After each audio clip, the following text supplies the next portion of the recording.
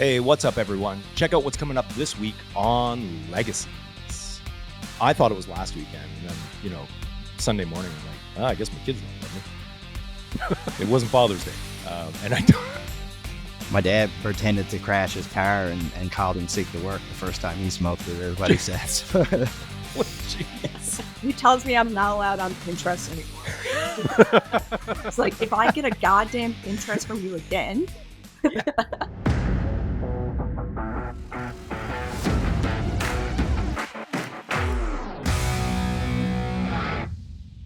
Hey, what's going on, everyone? Welcome to Legacies. I'm your host, Tom Ritchie, joined by Wesley the Dabber Bowles. Yes, exciting news. Dude, you broke your dab cherry. Call Stratcan right away. Tell David Brown an article needs to be written. You got there before I did. Although I've tried a dab pen once, but I didn't go as far as you've gone. You got glass, which is scary because you shouldn't be handling glass. I shouldn't, with my history with glass accessories. But yeah, on the heels of our episode with Alana from Dabble a couple of weeks ago, we were kind of intrigued on her story of doing that first dab and it being completely different and The a clear much different high than the super clear high. And I was like, we've both been saying we got to try it out, so I ran out and grabbed just a small, like, discreet little glass banger kit, but that big. All the accessories, obviously, the tools to do it, and things like that. And I did my first one the other night, first ever dab, and it was great. Loved it. It was you could taste everything, like, and you could not taste. That typical cannabis taste? I couldn't taste that, but I could taste. Yeah. It's almost like I was tasting everything you're supposed to be tasting, right? All the terps and flavonoids in there, and yeah. Super, super nice. I was high immediately, like 15 seconds. I was instantly there. But it was clear, great. right? But clear. It was not.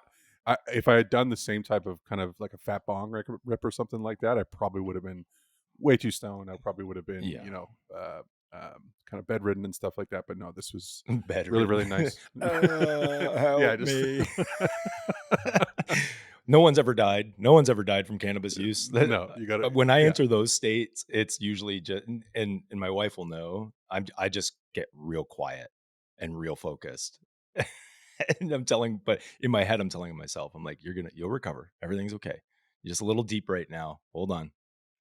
So it's good. But that's put us on the hunt, because the experience is messy for our liking, I would say. Messy I could see why people do it. Messy in the sense that that live resin is sticky, right? It's sticky shit. And the tools you're using and the bong or the banger kit, sorry, they're a mess instantly. Yeah, I can't handle that. Unless you're, to me, unless you're one of those people who's ready to clean that stuff out after every single use, it's kind of a lot. So I think, a nice discreet electric banger kit would be really nice. Something that's easy to clean, and so we started looking around, right? And so when we were at Grow Up, I think it was Dab X had won best accessory at the Grow Up Awards, and then we were obviously Puffco makes some, but then as of early this morning, I'm like, hold on, are we fucking idiots? Like, we've got Drew Henson coming on from Toki in a couple weeks. They have exactly what we're looking for, I think. So, obviously they've been, and we'll tell Drew's story. I am not even going to get into that now. We need about 5 hours, I think. Mastermind, Wild story. Genius. He's like an evil genius, but a good genius, I guess. I don't know. Work for NASA on some projects. And F1 cameras, and this guy's story is going to be incredible. That said, they do seem to have what we need and what we're looking for. So we're obviously going to support a Canadian company as much as possible. Toki, maybe we'll have to reach out and understand, what do we need? We don't like messes. We want it discreet. Yeah. I can foresee a future where, much like barware, where individuals have these beautiful showcases of all their, and it's not stigmatized. And on that stigma note, we need to touch on that. But I can just picture a beautiful glass case in your house that displays all of your smoking accessories, cannabis use accessories, because not all of it's smoking. But anyways, we need to get into Toki and understand that, and that will be the one that I think, if I'm looking for anything, and I'm going to spend my money on anything, Canadian, 100%. Mm-hmm. So Yep. yeah, Absolutely. but you get to enjoy your glassware for the time being while I'm over here just smoking joints.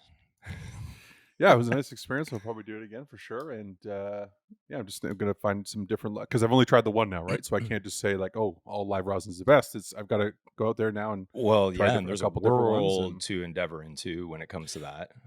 oh, I should mention it. It's only good if I mention the brand who was my first dab Of experience. So like course, yeah, only because we were at Grow Up and they were sampling at the Mendo Pavilion.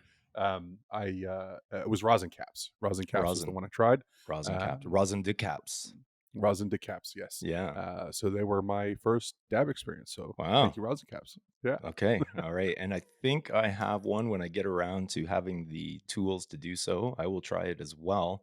Um, I'm excited. I'm also a little nervous. A little scared. This isn't that, that's it's fucked, right? Someone's been in the here's cannabis here's industry what for I that was long. here's what I was more scared of than anything, and it's not the dab itself and getting high. It was the fact that I have to use this torch lighter uh, to torch this glass and get it hot enough. And I'm like, oh my god, I'm gonna be high as shit. Like after 15 seconds, am I gonna forget that's there? Oh And yeah. you know what I mean? Like anytime you're Yeah. using a torch lighter, it's a Yeah, recipe for it's disaster. like the days of hot knives and leaving stove or knives in the coil and walking away and leaving it, watching a movie, coming back 2 hours later and they're red hot to the tip of the handle. Yeah, this industry is obviously still very much stigmatized no matter the amount of work. We need to fast forward 5, 10, 15, 20 years, and I've been thinking about this a lot. And I'm curious, like, with all the advancement, all the education, everything's still going on, still very much stigmatized, and we need to figure out a way to break free of it. And I can tell you how we don't.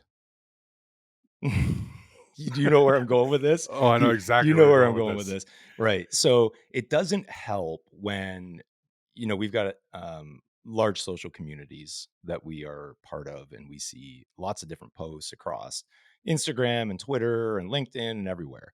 What does not help is seeing individuals driving and getting high. I'm sorry. I have to draw the line on that. I don't know Yep. which provinces. I would assume pretty much everyone. It's illegal. That's one. But when you have other individuals that are super critical and they just happen to be seeing these types of posts where you're either vaping or smoking a joint behind the wheel, driving down the highway, driving around town, your prerogative, I get it. But it does not help reduce the stigma in this industry, not one bit. I know I've been crazy in my younger days, but we're talking about grown up individuals that are posting this. Again, I can't chastise too much. When I was very young and not being as smart as I should be, I probably did this, but you got to stop. It does not help. It just perpetuates the stigma. I I fully agree. I fully agree. And what kind of bugs me more than those posts too is those are bad enough. Like that's you're promoting impaired driving at that point. Realistically, is what you're doing. And if you're Forget a the cannabis brand, let me aspect. add, if you see Yeah, that and there's a brand being used and you're liking that or sharing that, shame on you. yeah. Shame on you, especially if you're a fucking pubco. And I've seen it. I'm not going to call anyone out, but I've seen it. Just don't jump on board with this. What also bugs me a little more than that too is you've got I'll say influencers who claim to want to fight the stigma and but at the same time perpetuate it with Mm, acts like that, right? yeah. It's one thing to do those things in posts and not claim to be, Yeah. hate the stigma and want to fight it, but to say those things that you want the stigma to disappear and fight it and how It's awful it is, sometimes in the bios, breaking the right? stigma. And then to Mm, continue to perpetuate that with acts like that is it's just yeah. asinine. It doesn't Yeah. help the industry. It doesn't help all the people who are employed in the industry who are trying to make it better. And Well, I think, yeah, Wes, I that's think of eh, what if I was posting, shotgunning a beer, drinking a beer, or driving down the 401? I would immediately be chastised by my friends and family. 100%, 100%. Immediately. So you know where I'm going with this. Just stop. Just don't do that. If you want, that's your prerogative, but know that you won't get our support. Not at all. And if you are a brand again, do not let it just looks so bad. It does. It really does. We can do better. We'll leave it at that. We can do better. Yeah. We can do better. I'm excited about trades too. Trades season 2. We knew this was gonna happen, right? We knew it was going to happen. All the success Yeah. that the series had, and I think they just announced it this week that there will be a season 2. Correct. Yes. Yeah, so Really when excited for that. filming probably fall, I think. Probably fall, I would imagine. Yeah, later this year. Yeah. That so we got to connect with Ryan again, find out what's going on, whatever he can share. We'll get him back on the podcast. For those that didn't catch it, Ryan, the creator and executive producer of the Trades, was on the show and talked about what it took. We had no idea that it takes the amount of energy it does to produce. I mean, you could just imagine, but some of those outtakes, dealing with some of the incredible actors, personalities, set logistics, I couldn't imagine. Well, that means too that they'll be back in Hamilton later this year. So we We may got to want hook to up, Ryan. want to see if we can swing down there. Let's see Yeah. what we can do, buddy. Let's see what we Yeah. can do. I'm excited about that. Wes, are you familiar with Rick Simpson? I am familiar with Rick Simpson. Yes. Yeah. Mr. Rick Simpson and his famed oil. Yes, RSO. So the Rick and his family, very private. It dates way back. RSO oil, developed high THC oil, very dark, very black substance. I've tried it. It was developed originally, and I think it's still predominantly used for the treatment of. I have to be careful with this. I don't want to say treatment, but dealing with the symptoms. I know there's success cases of treating cancers, these things, but where they studied, was it? I can't get into that world. But Rick Simpson, creator of RSO, Rick Simpson oil, high THC oils, and I think what it was 2018. Rick suffered a stroke, and Rick has poured so much energy into this industry prior to legalization, fighting the fight, right? Just making sure that everyone understood cannabis as a medicinal healing plant. Anyways, so he's just recently, I think his family, I should say, has come out to say, hey, Rick suffered a stroke back in 2018. We've been dealing with, the medical outcome of that, which financially just strains a family. I don't care which family, it strains a family. Hmm. So, big proponents of Rick Simpson, obviously Ontario Microgrowers, Craig Prestone over there, Greenwell Compassion. These guys are doing it right. So there's actually a nephew involved with Greenwell and Ontario Microgrowers. I'm not sure the exact story, that has pheno hunted this loudmouth strain as well. I still haven't got my hands on it. Want to try it. But anyways, there's a GoFundMe that's been set up, so you can support Rick in his medical journey of healing. One, by donating to the GoFundMe. We'll make sure that we put that information up on screen, or you can buy his book. We're going to do both. We're going to do what we can on our side. We'll certainly get his book. I've not read it. I actually did not know, shame on me, that he had a book. But let's show some support for Rick. I mean, you talk pioneers. this Well, guy is a pioneer. speaking of fighting the stigma, right? There's a huge advocate right there for why Exactly. the stigma needs to disappear. Yeah, 100%. So let's show some love in Rick's way. We wish him all the best on his healing journey. We want him to be healthy and contributing back to the industry as much as possible, but also enjoying life. He's done so much to advocate for healthy living and treating cancers and all these things. So let's show some love over there. Also, check out Ontario Microgrowers and Greenwell Compassion. And if you can get your hands on Loudmouth, let me know what you think. Super interested. I think I've seen a couple posts about it, and it's been raving reviews so far. So let's show some support. Did you ever like try the Rick Simpson oil or I anything like did. that? Did you? Yeah. So, I mean, he was so forthcoming about it that his recipes were available. So my friend and I, my early journey in the MMAR, we would be sitting on excess weed that, in those legacy days, black market, it was potency. And if it wasn't the highest potency you could achieve and the bag peel wasn't there, then chances are you're going to process it into something, bubble hash or whatnot. And his recipe was available. So my friend Jay, he actually did make a bunch of it. And what you're doing as a treatment, again, I'm using that very carefully. But as a treatment, so you would end up with this very crude RSO, and in the way it's formulated. anyone can do it. It's based on, well, if you want to get the equipment to do it, it's not like you need thousands of dollars. You can do it in your house. But anyways, you start with a like half grain size of rice, and you start doubling that up until I think you're taking, it could be a full syringe within a month, somewhere in there. So what you're doing is you're building building your body's resistance to it, so you're not just high, high, high, high. There are reported cases of parents using this for their children as well. Not advocating at all, other than supporting Rick. The information's been out there. I think there's probably, if I had to guess, there's information in his book about how to do this, but I've tried it. But I just tried it. I didn't use it as a treatment for anything. Right. So Yeah. I didn't follow the prescriptive nature of half a grain of rice, 2 grains of rice, and so on and so forth. But strong, it's definitely strong. And you typically reserve, your high THC or your potency cannabis to be able to do so. So anyways, yeah. Support Rick Simpson. Interesting. Yeah, I never got a chance to try Rick Simpson oil. So Yeah. Okay. So super excited about today. It's been a while coming. We met with Taylor and Dillon of Oceanic Relief. I'd say almost a month ago. Month and a half. Yeah, Month and a half ago. And these were individuals. We fell in love with both of them. The Oceanic story immediately. I think you had joked and said, "Do you have any positions open?"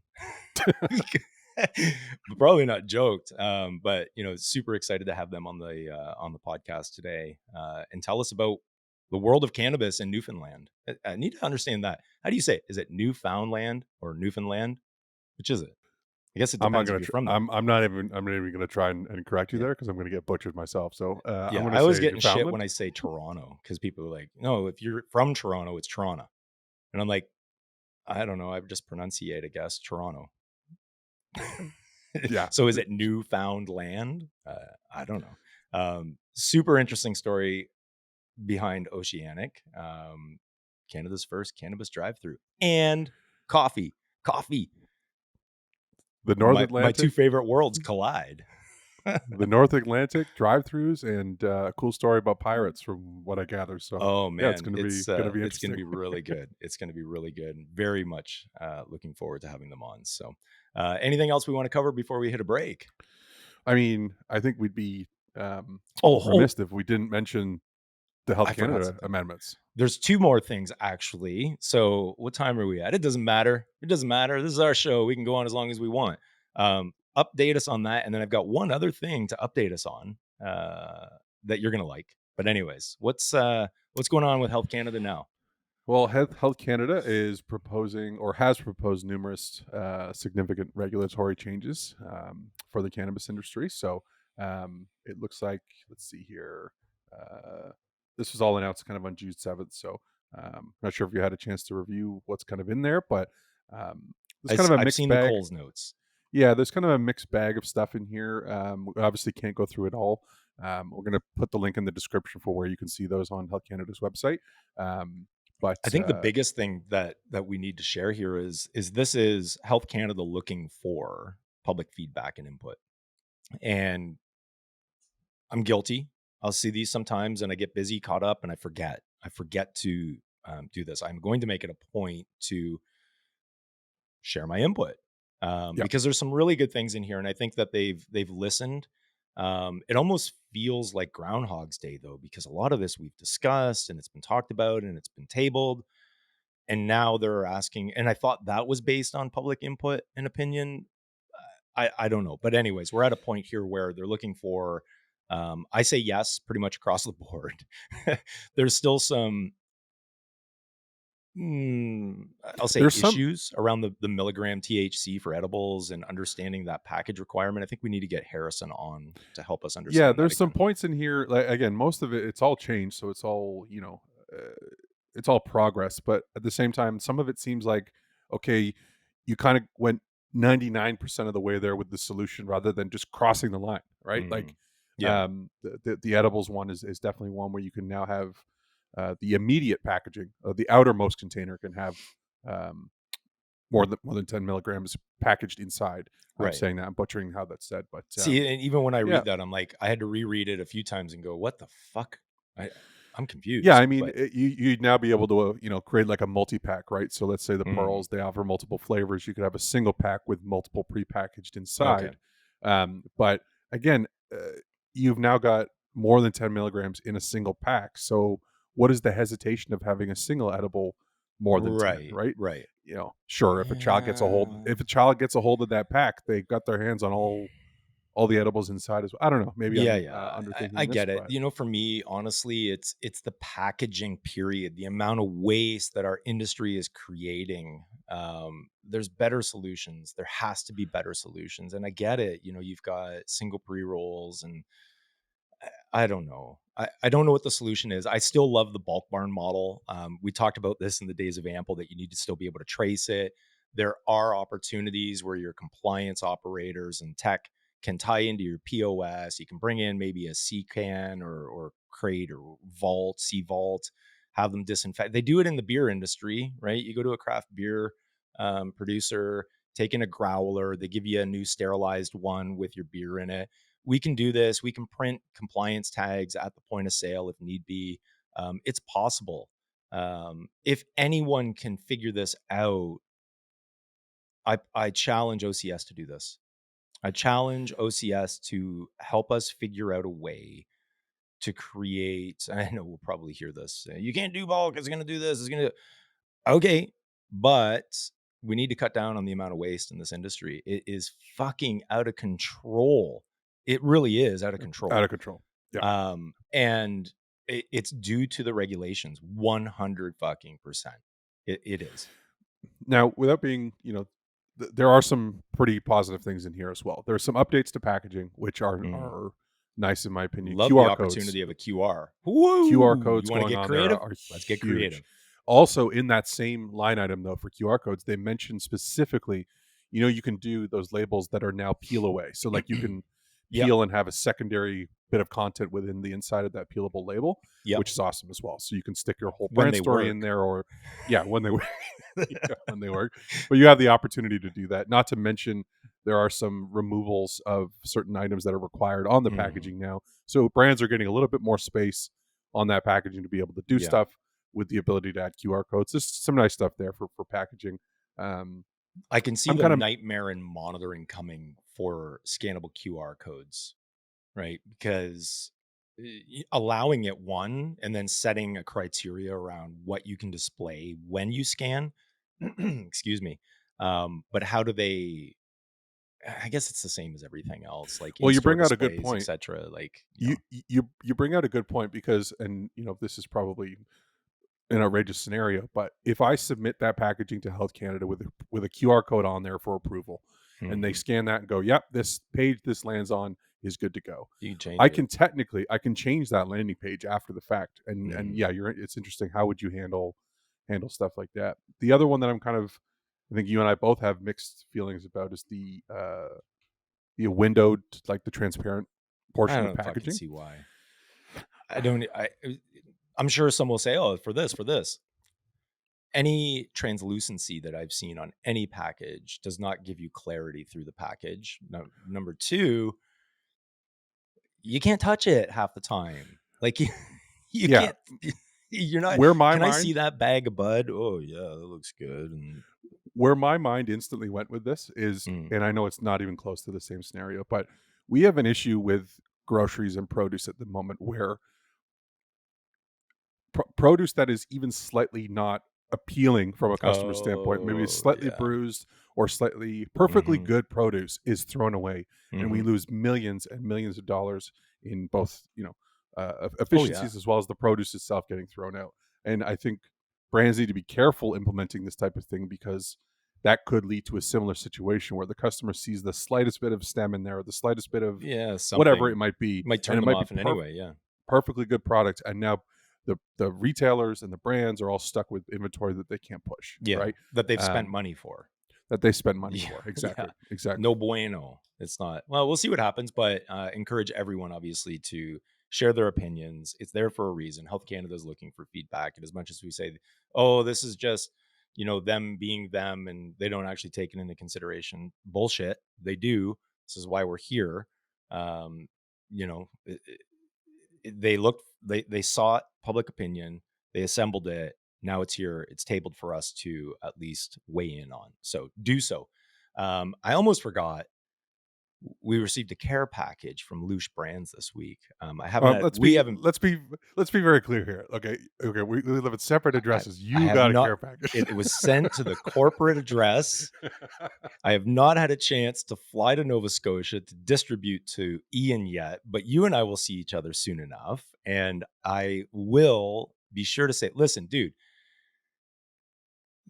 they were very generous with what they sent. So Lee Cohen, Vice President of Product Development, and I know he does a ton more over at Loosh Brands. So I've got some packages here. They've got Big Pete's. They've got censored edibles.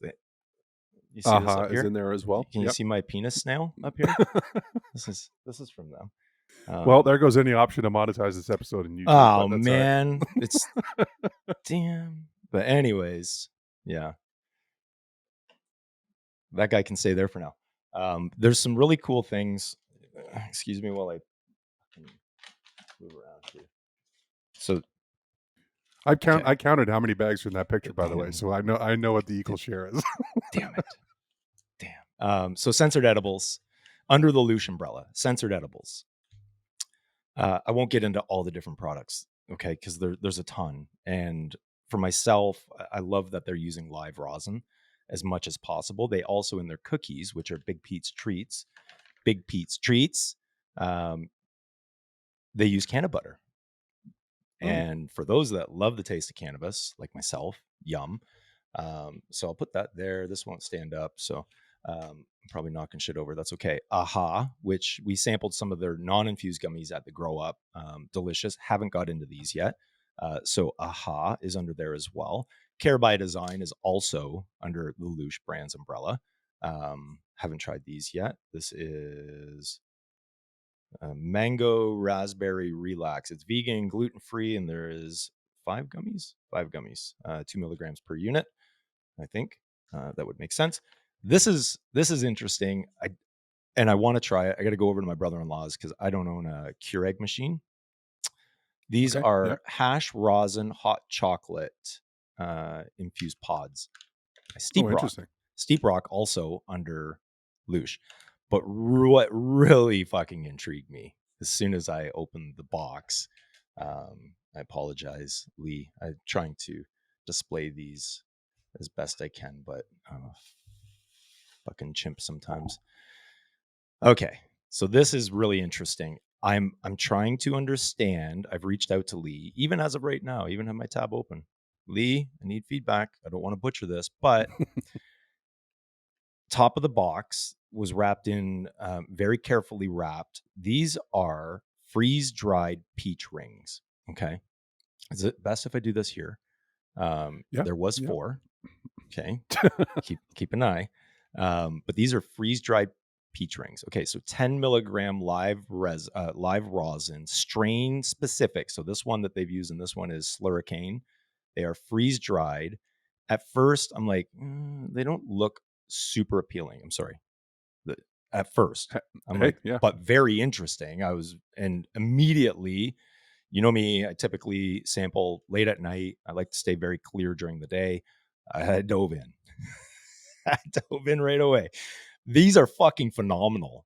Like the flavor, I was worried about the texture. Love the texture. So are you getting like a chip texture, like a almost? It's very reminiscent of, but a little bit more airy. What are they? Onion rings? Like Funyuns kind of things? Funyun, I think that's what they're called. Yeah. So it's somewhat like that, but they taste full on like those fuzzy peach candies. And the texture is great. I just loved everything about it. And what I'm trying to understand, and I'm sorry, Lee, I didn't get a chance to do full research on this to see if these products are available. But if you are considering developing these and moving them to market, fucking do it. I love product innovation. I love just seeing different stuff happen. There may be others on the market by other brands, but Loosh, obviously, I'm friends with Alex Revich over there. Haven't seen him in a while, other than quick hey, high five at Grow Up. That was about it. But these are awesome. I love Those everything about these. So you know what? Those sound like they'd be perfect for if you break them up and you spring them all over your vanilla ice cream. That's where it's at. That would be where it's at for You me. could do so. I think there's going to be a packaging challenge to keep them very safe. They'll figure it out. Are they brittle? They're smart. Are they fairly They brittle? are Yeah. somewhat brittle, but that's okay. They will figure out how to package it. Please do so as eco-conscious as possible. But very generous. Lee, thank you so much. Thank you to Loosh Brands. A ton of different products for us to try. There will be, because I've tried another one, I'm not going to share it and ruin the surprise yet, but there is a High Flyer approved badge going out because there's a product that I just fucking love. I don't know if I have more stuff there, whatever. I'm just going to throw all this here for right now. One thing that we should touch on, hold on. We're trying to wrap up early and there's so much stuff going on. Did you know Father's Day is coming up this weekend? I did. Okay. I thought it was last weekend. And then, Sunday morning, I'm like, I guess my kids don't love me. It wasn't Father's Day. And I don't know why the fuck I thought it was. I think my son confused me because he said something about he had to work on Father's Day. And then I'm like, what is that? But you work this weekend. Anyways, let's celebrate some dads. Let's do a giveaway. Can we do a giveaway? And the reason I'm saying I want to do a giveaway is it's summer. We've predominantly promoted our brand partners swag in the form of hoodies for, I don't know, 5 months, 6 months. We live in Canada, right? It's always time for a hoodie.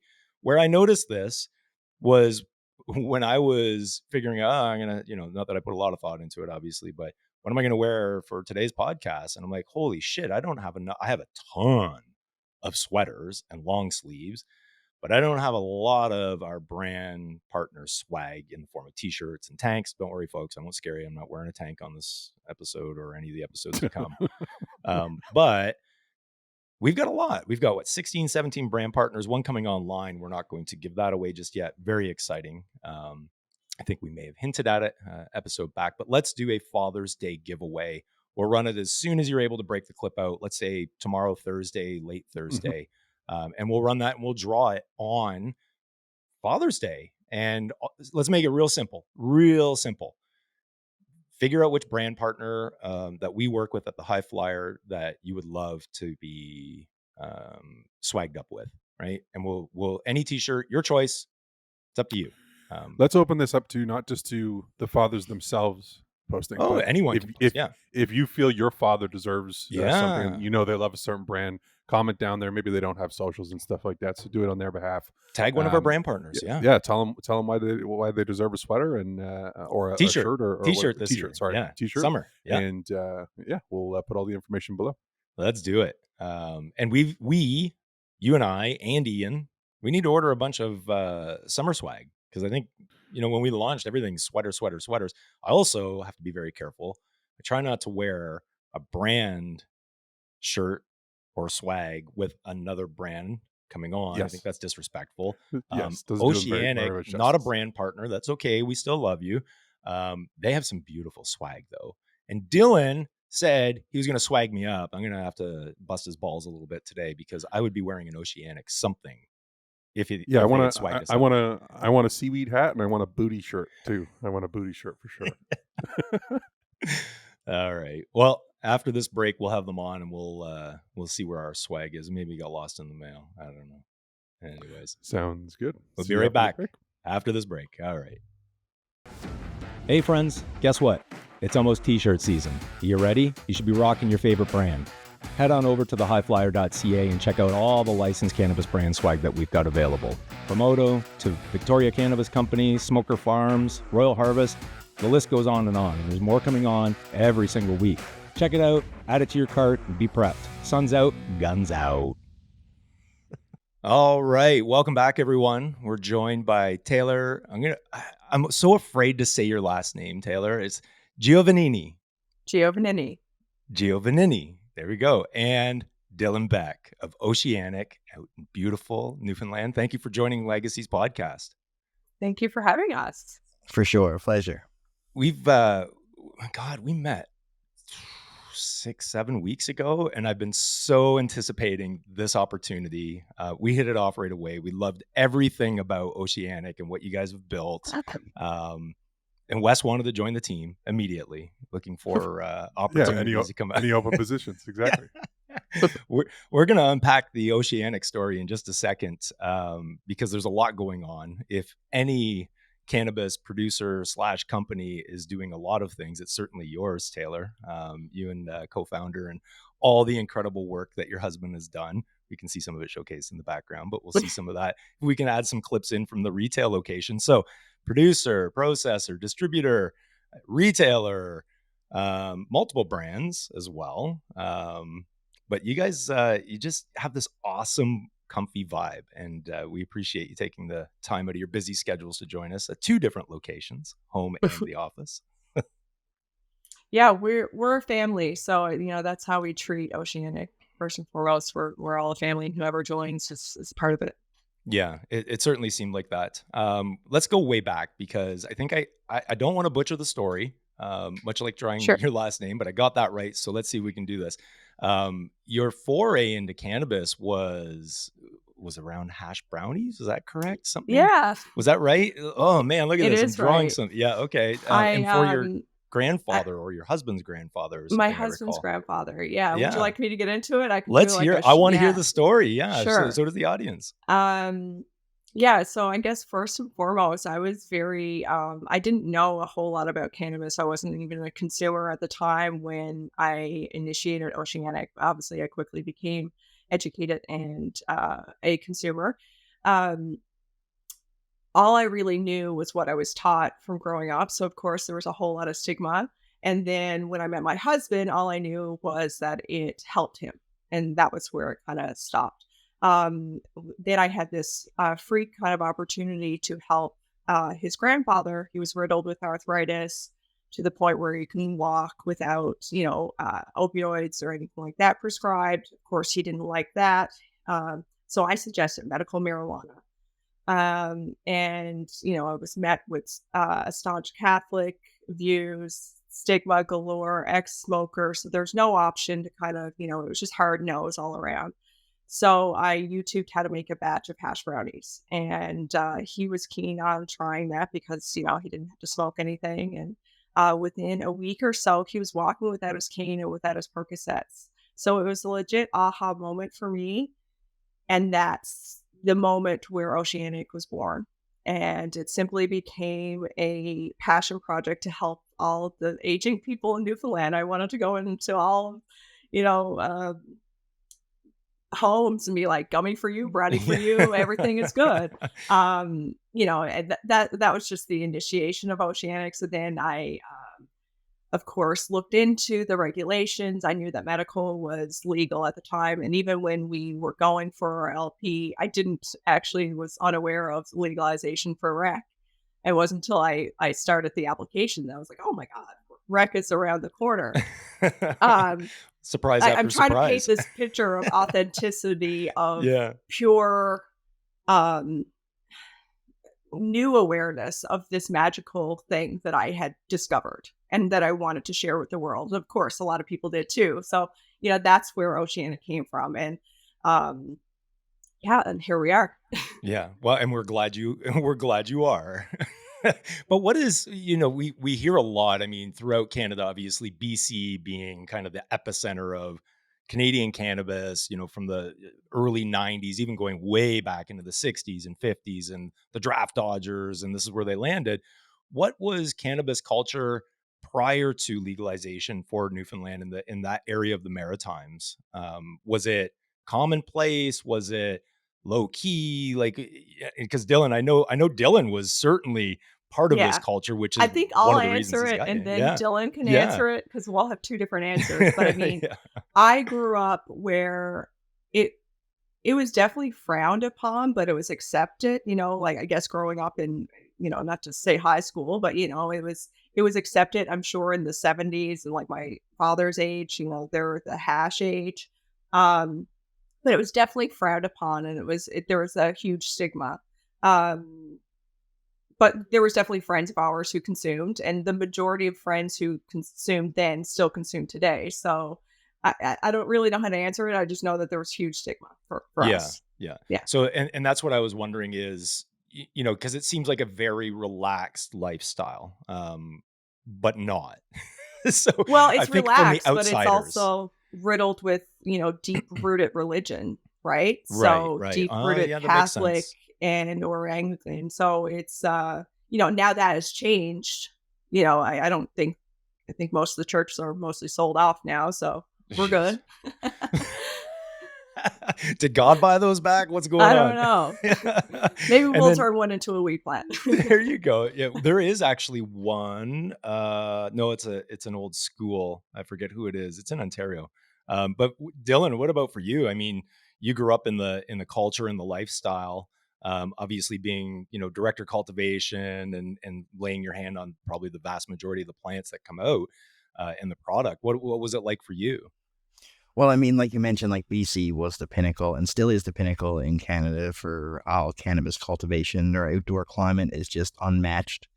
Like we don't have that ability here to be able to grow those fields of cannabis up in the Yeah, hills, or yeah, like they'd be you blowing off can't the hill. you can't even grow it in your backyard successfully in Newfoundland. The weather's just so drastic. There's drastic frost. So that hot, and the same in the US, California, same kind of deal. So like it was just as you traveled towards the East Coast, the quality got less and less. We got the leftovers like back in that day. So the BC Hydro was something that everybody raved about here. I can remember when people first heard about like the hydroponic technique and the people, what they were doing in BC being so far ahead of their time. Uh, when that weed hit Newfoundland, legitimately, people were blown away. I'm sure there's so many old school guys that could tell you a story about when he smoked that for the first time. Yeah, I My remember my dad first pretended to experience. crash his car and called in sick to work the first time he smoked it, is what he says. Oh, jeez. I still remember when that became, oh God, how old was I? 16, 17, I think. So going back quite a ways, but I remember tinfoil wrapped BC Hydro making its way to Ontario, and there was some seeds in it, and everyone's like, how the hell do you regrow this? Can we use it? But yeah, that was, I guess there would have been influence there as well. Obviously the culture was as of the way it would be in the Maritimes, but widely accepted. I think that we just associate, well, this kind of laid back, which is not, because it's the most gritted individuals and hardworking individuals I've ever met come from the Maritimes. But there's this, oceanic little play there where, the culture is a little bit different, right? And it's certainly not BC. Ontario is just a melting pot of all the bullshit that happens throughout Canada. But I think a lot of the stigma came too back then was the police or the, law enforcement were really cracking down on it. Out in BC, I don't think that it was a yeah, priority. they were Maybe, I probably don't know. supplying most of it. They were Yeah, probably supplying most so of it. like, I know of, a lot of people who were charged for, having a dime on them or this or that, and it would ruin people's lives. Yeah, yeah. Oh, man, it's still, there's people still incarcerated because of I this actually picked up a throughout North minor one America. as well, minor charge when I was a kid, for possession of marijuana for the amount of smoke that was in my lungs, if you can believe that. Oh my God. Wow. What do you got there? Nothing. Yeah, it was gone, right? So we were You're talking busted. to it was me holding my breath talking to an RCMP officer, and the exhale just had to come. So it was it. Incredible. Incredible. You're busted, boy. Yeah. Okay, so I want to go back to the story of, because there's a lot of things culminating into one here when you're like, okay, hold on, let's do this. And recreational being around the corner, and you've uncovered, hey, there's an opportunity that's coming here. But what was that epiphany moment where you're like, okay, because I remember you sharing the story where are we going to set up our facility and looking for abandoned facilities, or you know I don't know, ones that you could get on the cheap, I guess. Like, what was that process like? Yeah, so, I always say, like, when I started this, everything just organically just started to happen. I mean, of course, there was challenges in between, but, um, I realized that, okay, so I understood the economics behind it, or what was supposed to be the economics behind it. And Newfoundland is filled with abandoned buildings and things. And I was like, well, I did a simple Google search and came up with this article of the Buren fish plant. And it was state of the art facility. It was now in possession from the town of Buren owned it. Um, and at the time, it was like already appraised at, really, it was state of the art. So I knew it was in good shape. It was close to where I grew up. I grew up in St. Lawrence, it was just nice. I was like, oh, wow, there's something here. So I called the town of Buren, cold called them, told them exactly what I wanted to do. And they were like, yep. I'm like, excuse me, what? They were like, yeah, sure. I'm like, so you know what I want to do? They're like, yeah. And they were just so enthusiastic about the fact that this facility that once employed at the day that it shut down, it employed 125 people. Oh, So wow. that's a lot of jobs. Hmm. And the For mayor such a to this small day, community. Yeah. yeah, exactly, right? Jeez. So the community was devastated. That was only in 2012. So, looking back, it was in 2016 when I made this call. So it was only 4 years that had passed. Um, and yeah, so the mayor to this day, he still says if you employ one job, that's one more job than we ever would have had. And now we're at 85. So Wow. Wow. And what else do you do with a fishery? Is it a fish like a it fish was a secondary processing? processing facility. So it's went through many, many lives, but it was, I guess primary processing. It was a dock, this, that, the other thing. But at the end of it, they were actually making all of the fish fillets for McDonald's. Like that was one Oh, of their so products, that's where those went. right? But yeah, I don't know what they would have done with it. I'm glad that they sold it to us and that we could make something of it, and we're continually growing within it. So it's a 63,000 square foot facility, and we're operating over only out of a portion now, and we're almost opening up phase two. So that's really rare in this industry right now. Like opening up more grow rooms. People are looking at me like we're crazy, but we're doing some cool things. So Yeah, especially Dylan. Well, I guess I don't get any sleep tonight then. Another grow room coming online, but I get it. It's, at least you didn't. So we've seen this so many times throughout this industry, which is all in, massive investment behind you. We're going to have, 200,000, 300,000 square feet. I mean, I've traveled quite a few of these facilities. I've been in, 100 and, or sorry, 1.3 million under glass. They're massive.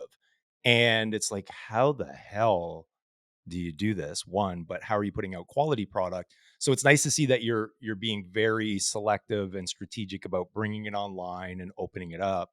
I think that's a combination between our plans, because of course our first plans was opening up the full facility, in phases, but of course then the industry did its thing. And then the industry kind of shaped us to exactly who we are right now, to focus on the craftness of it and just high quality, high terpene medicine, and it always comes back as much as we are full on into the recreation of it. And, I have now dedicated, because on the recreational side, I saw the stigma even more. So, but it all loops back to medicine. So then, when we're growing this, we're just focused on, okay, the highest quality product, because regardless, this is healing and this is helping people. And now we kept contracts with other countries, and it's medicine focused. Yeah. And I was surprised. I mean, even with a meeting, I do whatever research I can, what's available. Don't spend as much time as I would for the podcast. But I was like, holy shit. Like it's, you're doing a lot, like a lot compared to the vast majority that are struggling, and you guys are thriving, at least it would seem. So okay, we're going to have a facility, but then also look at this huge opportunity. Let's do retail too. Um, Yeah, so retail Kudos, but followed. holy. Thank you. And retail was like a feast for us, but it was also the feast that saved us. Um, And so we had the opportunity with Newfoundland, and kudos to Newfoundland for supporting their own and recognizing cannabis as an industry, and putting that safeguard in there to, if an LP in Newfoundland does well, then jobs in Newfoundland stay, right? And that's the messaging that's always been. So kudos to Newfoundland for that. So we had the opportunity to open up 2 stores initially, and then Newfoundland has they were awesome, and they launched a private retail. I guess how they rolled out the retail was through private, but it all had to go through a request for proposal. So we ended up winning another 6 stores through the Wow. RFPs.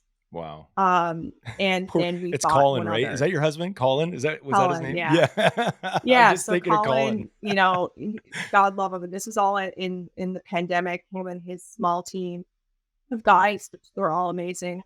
We're busy building the facility, and then once we're winning all these stores, and I'd be sending him to Port Basque or Stephenville just to bang out another store. And we opened, I think it was 7 stores in 22 months Oh in my the height God. of the pandemic.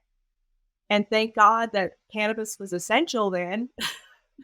And everything, all the doors were still open. So we were just opening these stores as quick as we possibly could. Man, and you had the first drive-through in Canada. Drive-through, yeah. So that was another, again, going back to dedicating, Oceanic as a store. Okay, now we're into retail. Now we need to fight the stigma on the recreational side. And to me, it's not just recreation, it's medicine and recreation, because whoever's walking through there is going through a store for the first time. At Newfoundland, we're Prairie Coast on an island. We're a little bit behind the times when it comes to, BC, we'll say on the cannabis side. So we're an aging population, so I have to respect that. So I really wanted to make sure that this store was an educational retail experience rather than just transaction. And I want it to be almost the opposite of the stigma. So, I joke that it was like the ocean threw up in there. It's gorgeous. It's It is stunning. gorgeous.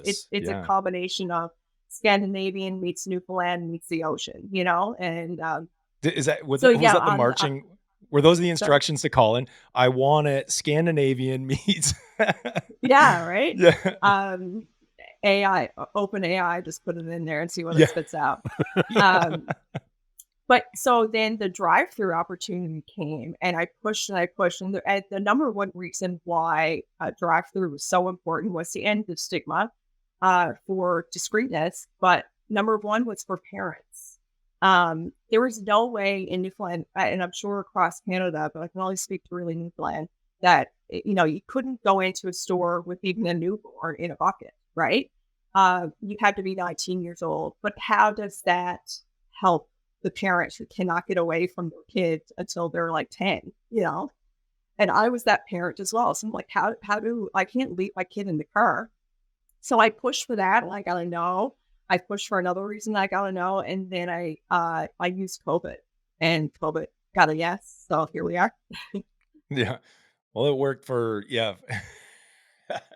It's just funny because you always meet these no's, and so many give up. And this is why, we share the stories of success, which is just don't give up. Don't take no for No, an answer. it's Keep going. my motto in life has become fail fast and pivot. There's always a solution. Yeah. Well, the retail locations, what 9 now? How many are there? 9. 9. Absolutely gorgeous inside. We've only experienced it from pictures and video. But I'm curious, Dillon, like at what point did you decide, because Taylor mentioned it's a family environment.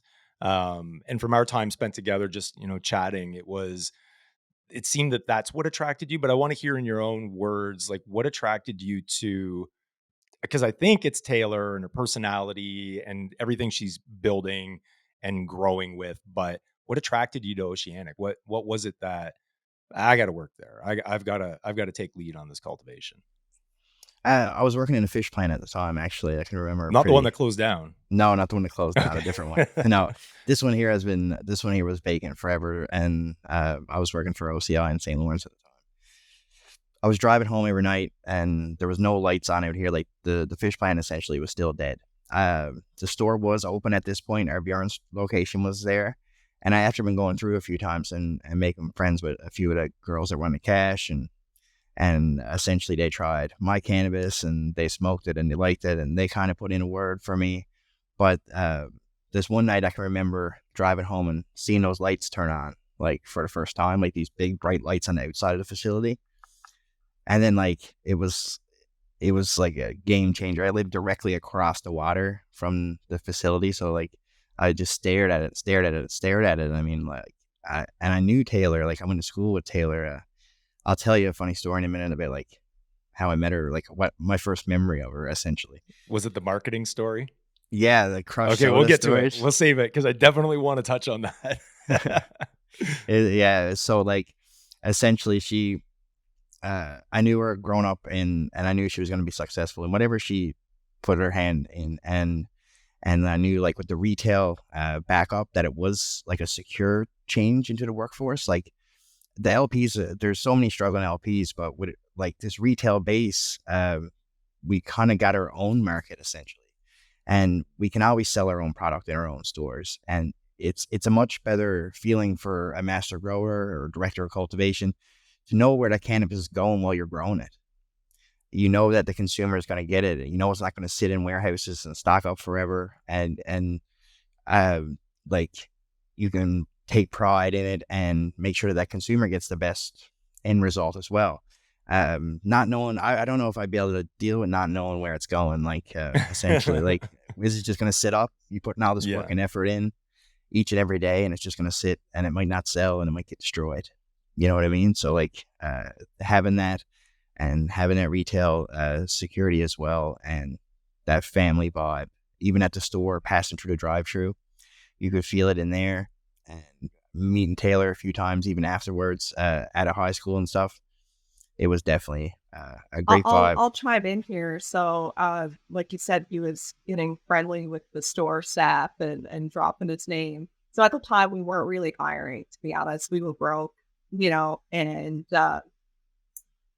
anyways, it came to a point where I was like, I've heard his name so many times. I'm like, all right, we'll bring him in for an interview. And, the minute I kind of met him, I was like, what would happen was I would give my stamp of approval and then go on to the next. But like, I was like, yeah, let's go. We can handle this. Yeah. You knew right away. You bring up a very interesting point though, Dylan, is I've worked with plants and it's nice to know that your end consumer is very much jiving and vibing with what you're putting out. And one of the disconnects, because these are your kids, right? Like at the end of the day, you put so much love and attention, so much nurturing to ensure that they're getting everything they need to produce, the best product that you can put out there. And then you say goodbye. It's like putting them on a bus to go to camp, but they're never returning from camp in a way. But you having that connection to understand, like you're getting direct feedback on your product because you have the retail locations and you can, your bud tenders, flower hosts, connoisseurs, whatever we're calling them, they can give you that feedback because I'm sure you have repeat. You're talking about smaller communities, Oh, so I got to there see these must people all the be time. Like I'll walk right. down the street So and be like, which that is last batch was great, right? So like you're gonna face the consequences here. This place is small. Like when you grow something, send it to the store. I spend some time in the store. I always try to hang out for a minute and at least have a connection with a couple of customers and try to get them to try some of the locally grown product, the craft cannabis. And yeah, you're definitely gonna hear. And if it's junk, they're gonna tell you that too. No trouble. So I would let's suspect that they have no problem. Again, the grit of the Maritimes, they'll have no problem telling you what the hell was that. I didn't like that. Fix it. Yeah, yeah, for sure. yeah, But at least you have the they come ability to by it pivot. honestly. Right. But back to your point, Taylor, is, fail quick and pivot if need be. Right. And this is that opportunity where, you have so many brands that seek distribution, right? And they can barely keep up. They want to be in all provinces and they finally get it. But then there's that massive disconnect because they're not connected to the end consumer in a lot of cases. And in most cases, it's, their direct feedback is coming from the retailer. But in this industry, it's try this, then move on to the next product, try that, and then try this and move on to, and there isn't a lot of loyalty sometimes within the brand segment. It remains loyal within the brand segment, but I think it's just there's so many SKUs, right? Ontario, there's 700 plus SKUs. How many in pre-roll, how many in flower, not sure, but you're going on and you're trying other ones. You just keep going. So very cool that, with Newfoundland, at least you have that. And with Oceanic, you have the ability to hear what your customers are saying. Maybe they're looking, if you're looking to pheno hunt something and you want to develop a new strain or a cultivar, you have that channel now that helps, feed exactly what you need to do. So that's cool. Now let's tell the marketing story, because I think I laughed for minutes, and it made a lot of sense after spending. I don't know. We had an hour and a half, I think, on our first meet, but I laughed for probably a minute on this because it makes a lot of sense and it aligns with exactly what Taylor and her vision has been. Tell us the marketing high school story. Yeah, so it was she was older than me, so I was in grade, I guess, like maybe 7 or 8, and she was in her senior years of high school. But because it's such a small community and such a small school, we're all together. Like once you're in grade 7, it's 7 to 12 all on the same floor. So I guess she was in an entrepreneur class or some sort of business class, and it was coming up on like Valentine's Day, and I guess she had to pitch like a thing. So she went to the local convenience store, and she bought every can of crushed soda that was available, like all these crushed sodas, lime crush, pineapple crush, mostly cream soda because it's pink, right? And cut these construction paper hearts and wrote on them like, "I have a crush on you," from like your secret admirer, we'll say, for Valentine's Day. So you buy all these cases of pop, these crush pop for $1 a can, even cheaper at that time, and then sell them for $7. And I knew, like, I knew she walked out with a stack of money about this thick that day. Yeah. And it stuck with me forever. Suckers. Got It y'all. stuck with me forever. It was the first thing I thought about. Did in you the buy interview. one? I did actually. Joint today, or I got a crush on you. Okay, I got a crush on you. But I mean, that shows exactly the makeup, though. I mean, you've been thinking about this, obviously, entrepreneurship and the marketing side of that. We're really resourceful here, or maybe I'm really resourceful. Yeah. I don't know, but I haven't heard it's in my DNA to be resourceful. Yeah, for sure. I haven't heard the term construction paper in probably a decade, so I love that. Thank you for that. Now I feel real old.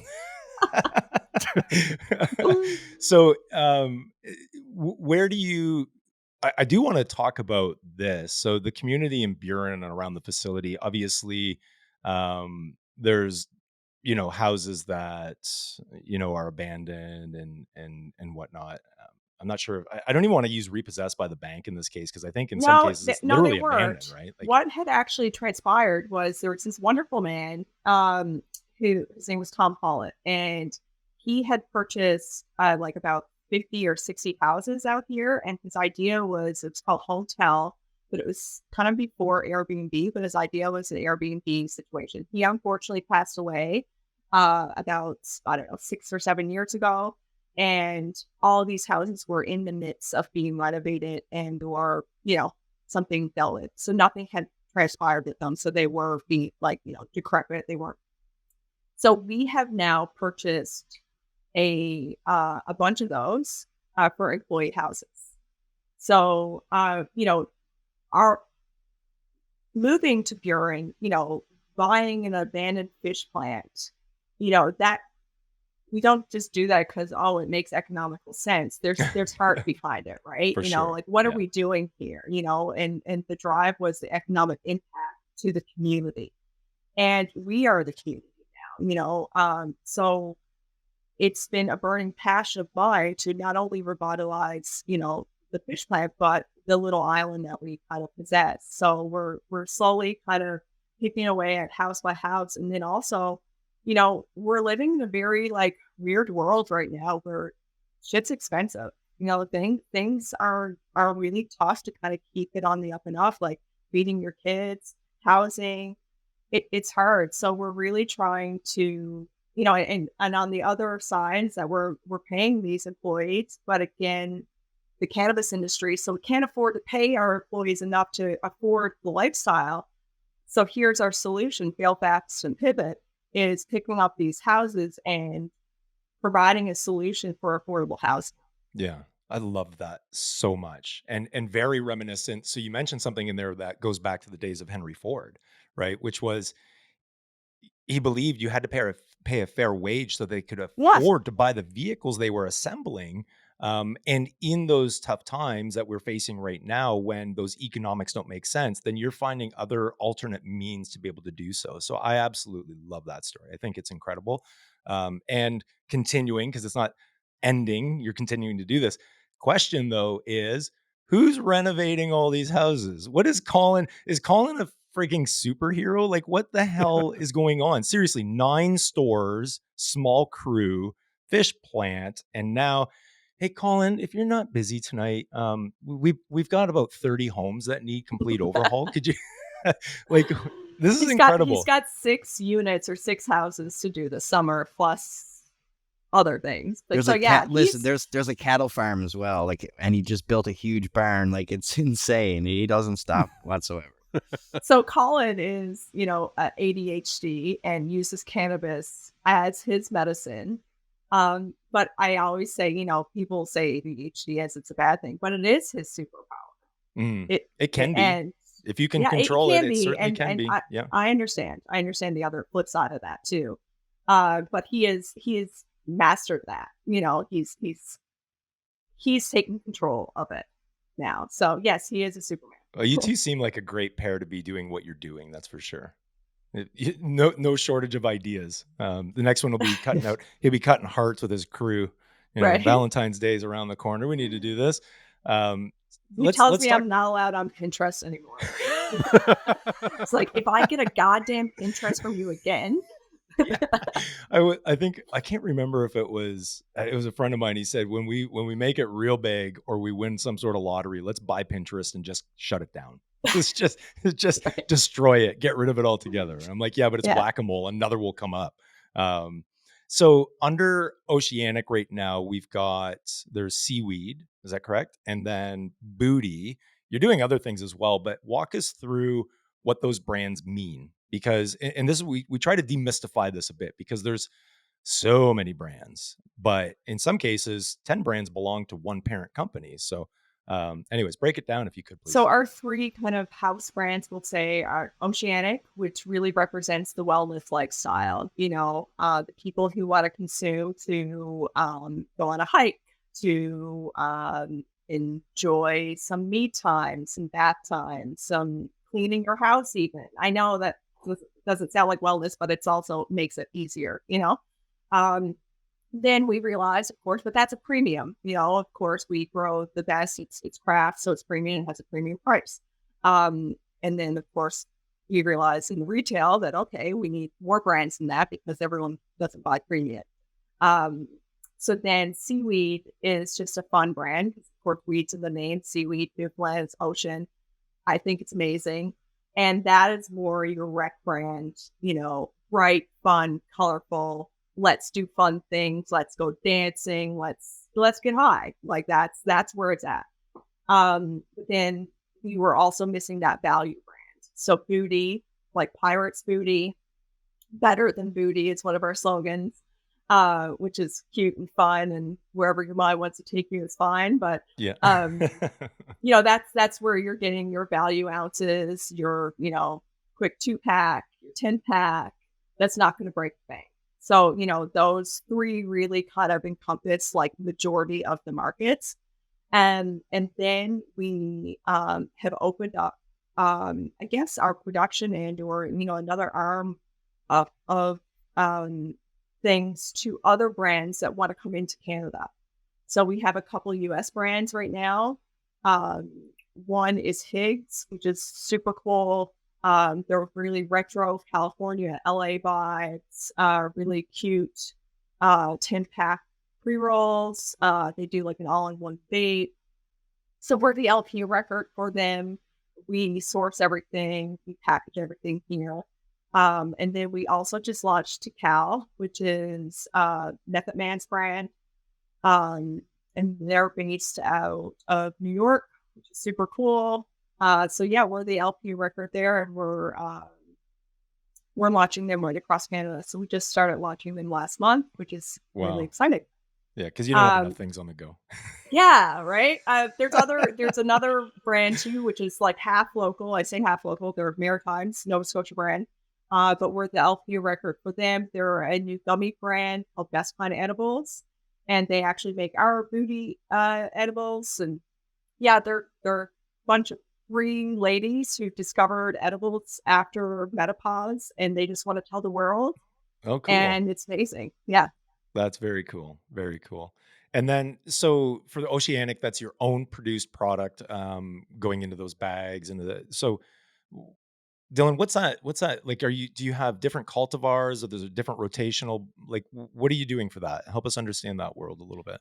Yeah, so we had a bunch of cultivars at first. We had the place full. We were running 28 different strains in a room, trying to find those phenos and trying to find those plants that will perform the best in our facility and the way that it's built out. Because obviously it's gonna be different depending on your lighting, your everything, every factor you can think of. We really solely right now for our medical export and our stores, our retail stores, are focusing on two very uh, dominant cultivars that we found through that process, and as well as we have a bunch more pheno hunting and strains on the back burner. But right now, black cookies and black lavender and lemon diesel, those cultivars are the sole focus of our medical export and what we're sending to our retail stores. Uh, we uh, we found them. They've been testing so good for us. They perform so well in this like environment and our setup. And they're hitting like 33% last time and 4% terpenes. Wow. Uh, and Jeez. we've been there like dozens and dozens of times. These strains have been tested and ran, and they were always in that ballpark. Like it's not like a one-off. It's been consistent quality the whole way through. And you only get, like, with a consumer this day and age, you get one shot. They're going to buy your stuff once, and if they don't like it, they're on to the next one because there's just so much out there. So having Yeah. that Yeah. old faithful, that consistent product that the consumer is going to remember is like the most important for sure. Yeah, we found that, like, obviously, we know firsthand how many times like a cultivar just gets swapped out, right? And so it's amazing that we've been able to, hone in on two and keep two for a very long time and continue to want to keep those because we know that it loops back around, number one, in recreation. But on the medical side, when you're shipping across anywhere, they have to register that cultivar. And then when you're dealing with patients, they want that for those particular needs.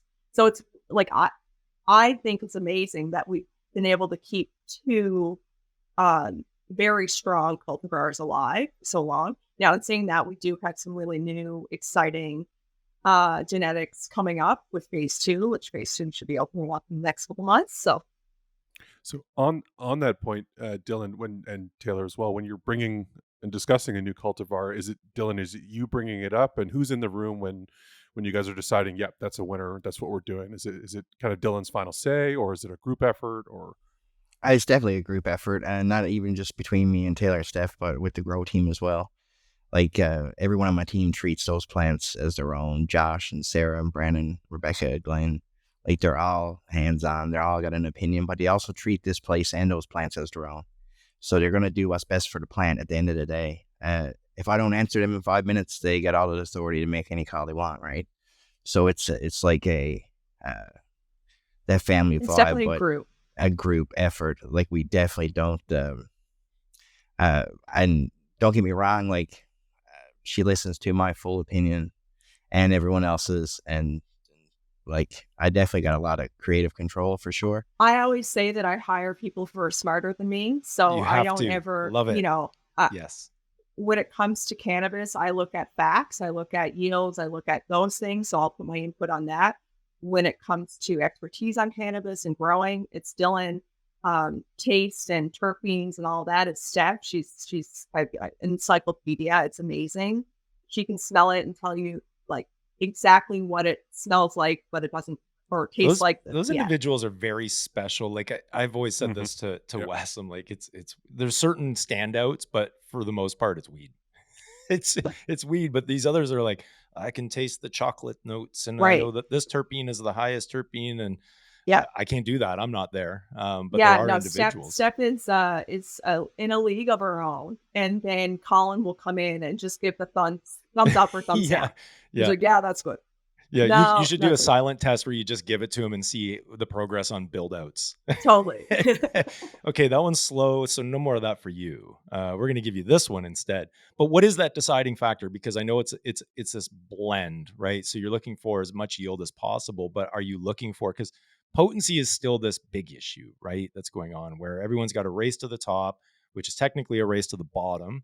Um, and there's still a certain amount of education when we talk on the medical side. There's a lot of education around, you know, the cannabinoid content is one thing, whether you're, THC, delta 9, whatever, CBD, CBN, but then it's your terps, your terps. And that when you can start hitting those 3+, 4+% in terps, that's a game changer.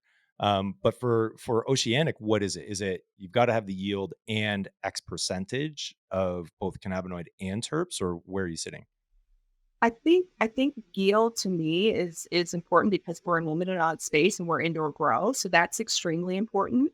Obviously, percentages is important, but Dylan, you can speak after this. Sorry, and but Chomping at the bit for that THC yeah, I percentage. don't like. I see the industry turning to terps, and percentage is not end all be all. Like we're even seeing that in the UK now, which we just launched. Is like they want the old school strains, and they're okay if it's 18%. They're okay if it's 21% because they can appreciate it, right? So I think that things will turn around. We do put in. We have the unique opportunity too to loop in all of our team leads of our stores. So we'll educate them on it and they'll choose too what goes in what, not necessarily what we grow, but if we package anything, and then they have the tools to then sell that to the customer. Yeah, you have your own ecosystem. It's so cool. Being able to have, because I know that that's one of the shortcomings in Ontario, especially just because of the distribution, right? So OCS, whether it's a GL or a flow through item, you're not always getting that feedback, and in some cases, it's the ramp up period. So you may order a new product in that's just dropped, but it's a month, 6 weeks plus by the time you get your bud tenders educated and they understand the USP and how they're going to promote it or sell it. But then that's lost, right? Like you've launched, you've got distribution, you've done all the things you can do, the marketing channels, etc. Now you're 2 months after, and consumers are finally starting to have it. Right. It's And I gone. think so to add to that, I think bag appeal is really, really important as well, right? So, Helen won't kind of ties into it, but bag appeal and how like all the buds end up. And if we can use them all, is it just top buds that are good? Is it? Yeah, yeah. And Dylan, what about, I could imagine, the old school grower in you, similar to me, which is yield and potency as high as you can get on both counts. But, obviously you're catering to different markets. Not only are you Europe, you're within your own ecosystem within the Maritimes, but now other distribution plus different brands, right? For sure. I don't ever judge. Like I don't even ask. Like I'll do a lot of the inspection, like for all the samples that come in. If we decide to build a relationship with a different grower and get samples that come in to fill like a SKU of seaweed or booty, and like I'll never judge based on that THC percentage. To me, that is the most bizarre You don't thing. even look at it. I don't even look at it. It's the way it is for me is like you're going to. I hate to even compare this to alcohol, but like people don't go into the liquor store and say, give me whatever alcohol percentage is the highest. Like it's about flavors and tastes and aromas and like, and what you're accustomed to and what your taste is. Back in the day, like we only ever bought with our eyes. What you're seeing, the bag appeal, the health of the product, and how it smells. And then when you smoke it, and that's the end all be alls. It's not about any percentages. I had 18% strains and 30% strains. I had 12% strains, and I all found them. If the terpene profile was pleasant and the strain was grown correctly and healthy, it was obviously a great experience. And I, it's just the THC is not a good way to judge this. So like when you see that number on that bag, it doesn't mean that the whole batch was 30%. It means that someone took a 15-gram sample or 10-gram sample out of that room and sent it to a lab and got that result. And I can promise you, if you let me in that room, I'll pull that 18%, the 20%, the 23%, and the 30% all from that room in the same room from the canopy to, like, it's not all the same.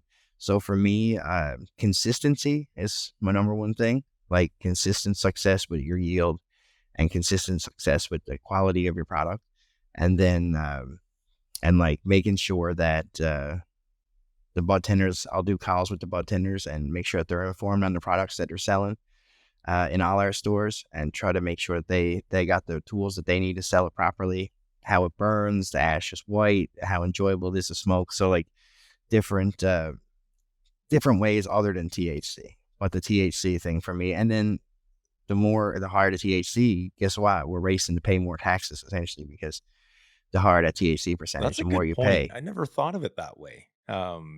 Because now that's the battle, right? Which is, we'll touch on this now too, Taylor, because you've challenged Justin Trudeau in person. But the whole excise taxation side of things, which is, the higher the THC, now you're starting to pay per gram and what it looks like. Like there's still so much to unfold there. But we caught a clip. I think it was, you had mentioned it during our call, our initial call.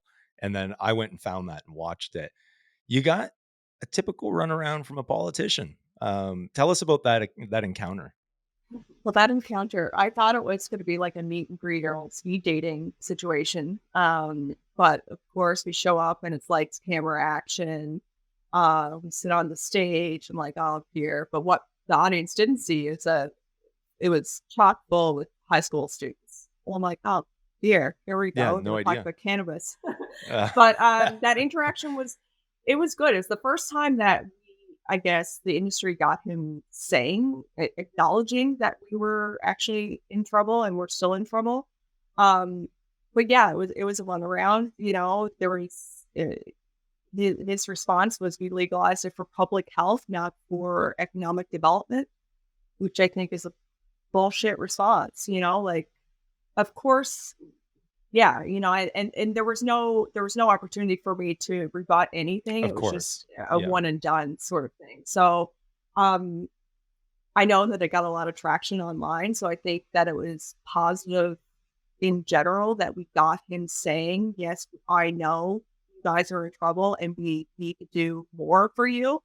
So I take it as a win. Yeah. Any time that you can have some sort of response, it just draws attention to the issue, right? So, like, glad that happened, but a far cry from his original platform, right? His original platform Yeah. was not about the illicit market. It had nothing to do with that.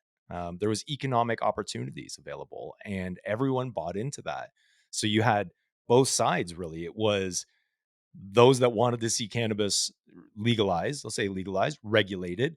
And then on the other side, the others going, oh, yeah, bring us the money. We can do this. Like there's an opportunity here. Not once was it, we're going to divert from the illicit market. So, in that vein of regulations, obviously, we're glad that we're here. We have a framework. But I want to come back to retail for a second, because there's one thing that we didn't touch on while we were talking about breaking stigma, and your ability to draw those individuals in. You have coffee at your retail locations, It and I'm was. very jealous. As you are probably aware, in Ontario, you can't even sell a soft drink unless it's cannabis infused, or water, not even water, but you get to sell coffee. I know, and some people are upset about that, but we're really happy about it. Um, Again, on the ending the stigma and creating this normal atmosphere. I just want it to be like someone walk in and their first reaction would be, "Is this a cannabis store?" Like I literally wanted people to question where they were. Um, but yeah, thankfully, again, back to Newfoundland, they allowed drinks, non-alcoholic drinks. So I ran with it. And that was always something that I knew that if I could get a bum in the seat, we had the opportunity to educate, because education was so key here first and ongoing. We're really looking at new consumers that are walking in here, right? Um, So yeah, we support a local brewer here, Firstborn Coffee. And yeah, we also are looking at setting up some more, I guess, coffee availability of like lattes and that in a few stores, and working with a local kombucha. So that will Oh, be cool. really cool. Yeah, Yeah. yeah. It's so nice to see that there's openness, whether it's by province or not. But I see that as such a great opportunity. Do you have individuals that come in and they just want coffee? That's Yeah. it? Our viewer in store, it's amazing because we have our regulars. We actually open at 6 a.m. Well, we can't sell cannabis until 9, but we open at 6 for the coffee run for the regulars. And a lot of them will get it like an unbranded cup because they all are, work in a school system or stuff like that. So we know our regulars, and they just get a plain cup. That's cool. But I could just imagine that opportunity to educate. Like, do you have peripheral material kind of just scattered around and Yeah, we do, but I think that it's a situation where customers and our bartenders really have the opportunity to kind of chat with, and it's just one-on-one kind of conversations happening rather than this transaction, where they have to sit there and wait for their coffee. Yeah, exactly. And your retail location's obviously adorned with beautiful swag. Wes and I were joking about the swag this morning and the apparel that Oceanic has beautiful apparel. And I'm always very conscious of never wearing, because we have our brand partners and we do a lot of swag for them, never wearing another brand on the podcast just in case, right? Um, but anyways, you can't get it anywhere unless you're there though. Is that Right. right? Yeah, Like, you can't you're order kind online. of Can we make it available online, please? we are actually working on doing an online site just for our swag. So, coming soon. Coming soon. Okay, because we're looking forward to that. It's summertime and we're all stocked up on hoodies and all this stuff, but not I t-shirts. need me a booty hat. That's A what I need. booty hat. Yeah, yeah. Yeah. So what was the foundation behind Booty? I mean, obviously you wanted to be able to move into the value brand. It makes sense that you have that available, but there was a story you told. So this area in Buren, there's a restaurant called Smuggler's Cove. Um, there is so much history about pirates in this area. And Al Capone, it has a lot of history here as well. He stored all of his money in things, in this local bank down here that's a museum. So there's a massive history of pirates in this area. So it was just a play off of that, and then also, obviously, jived with the oceanic and ocean theme. Yeah, yeah, yeah. Well, that makes sense. That's very cool. So you've got these. Where are products? Because this is what we get a lot of questions, and our audience will sometimes reach out, either it's Instagram or LinkedIn, and say, "Hey, I can't find this. Where are Oceanic Seaweed and Booty currently available?" Cool. So this is our year of growth across Canada. We solely kind of focus on Oceanic and our retail stores when we were building them out, and now we're expanding across Canada. But we have a couple SKUs at the OCS. We are now in Manitoba, just launched in Saskatchewan. We are now trying to think, Nova Scotia. We have a few SKUs with like cakes and stuff in Nova Scotia and Westcon Edibles. Hoping to get in there real soon, and then we're going up north to all the northern Oh, territories. okay. Yeah, so this is our expansion year. Okay. All right. Of course. Why Of not? course. There was a plan. There was a plan. So what was as you've been doing this and gearing up for expansion across Canada, which province was the most difficult? Ontario. Of course. Oh, it's a headache and a half, to be honest. Even for me. And you wouldn't think Oh, that would I affect hate to me so say much, it. but it does. It's taking years off our lives.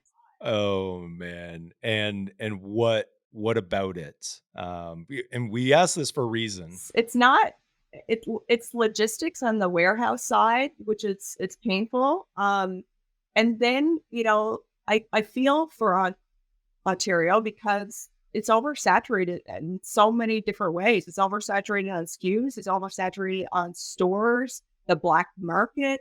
Like everyone's just racing to the bottom and know it's making money. Mm. And Yeah. and maybe a not the right statement, but it's hard. It's harder there.